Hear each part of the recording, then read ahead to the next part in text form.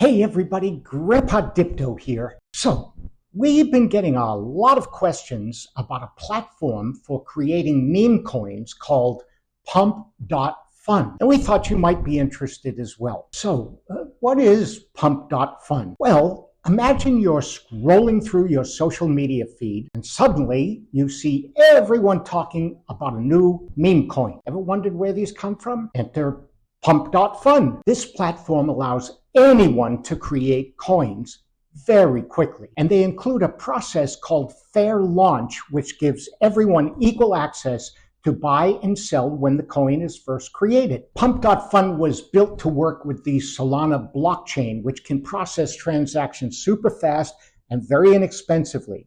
The Solana network is also very secure and, of course, transparent. So how can you create a meme coin with Pump.fun? Just pick a name, choose a ticker, upload an image, and boom, a new meme coin hits the market. And all of this can be done for 0.02 SOL, which is roughly about $4.80 at current price levels. By the way, there's a term you should understand when you're using this platform. It's called the bonding curve model. Basically, it means that when a token is launched on Pump.fun, the bonding curve model adjusts the token price dynamically based on supply and demand. As more tokens are purchased, the price increases, and as more tokens are sold, the price decreases.